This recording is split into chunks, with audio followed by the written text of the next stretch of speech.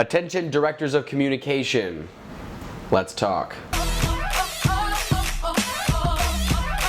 Hannah, Carl, Lexi Rogers, Eric Davis, Gabby, Mary, Freezy, and Lizzie. I'm talking to you. Directors of communication, we are talking about two things today. One, how to go viral, and two, how to double the size of your staff. Did he say double? Yeah, I think he said double. I don't know, man. Maybe he was ordering a cheeseburger. Doubt it. I think he was talking about our staff. Maybe he meant staph infection. Are you kidding? Staphylococcus is only an issue once it enters the body, not while it's on the surface of the body, and only if it's in high temperature heats.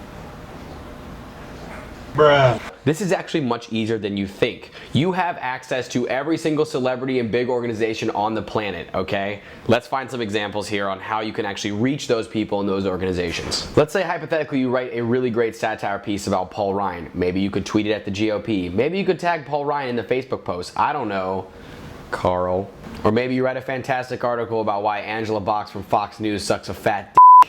Maybe you could tweet it at Fox News or at CNN or at other news organizations. Lexi. Maybe you write an incredible article about Kush Gods, the mobile weed dispensary that exists here in DC. You probably want to tweet at Kush Gods considering their Instagram handle, their Twitter handle, and their Facebook are all listed on that dumb Lexus that they drive around the city. Talking to you, Hannah. Maybe you've written an article about the best places to poop on campus. You could very easily... Eric, have no idea how you would market that. If you write an article about how much social media sucks, maybe you'd like to bring that to the attention of tech blogs like Mashable or even social media outlets like Snapchat, Facebook, whatever. Mary, are you catching on to this? I'm gonna do this for every single one of you. If you're writing an article about the Indianapolis Colts, reach out to Andrew Luck or Tim Dungy. I don't even know who the coach is actually at this point. Either way, Gabby, IU, hit him up. If you write an article about climate change that includes mentions of Bernie Sanders or Our Children's Trust, you'd probably want to contact those organizations through social media. Lizzie. And finally, this is the easiest one. Freezy, if you write an article about Chipotle and their E. coli problem,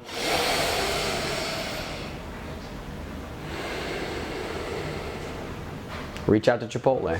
The idea is that the more organizations you tag that are directly or indirectly related to what you're writing about, the more traction your article will get online and the more potential it has to go viral, meaning go beyond your immediate campus, go beyond the rivals network, and into the stratosphere. Go crazy.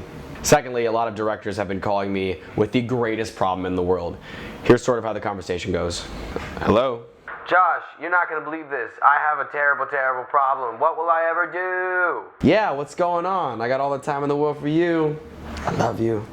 You're my rock. There's just so many people that want to be on staff. I don't know how to handle it. Help! You're sounding a lot like Aziz Ansari. Just chill. But really, I got too many people that want to be on staff. What do I do? Well, I am here to tell you now that I have the answer.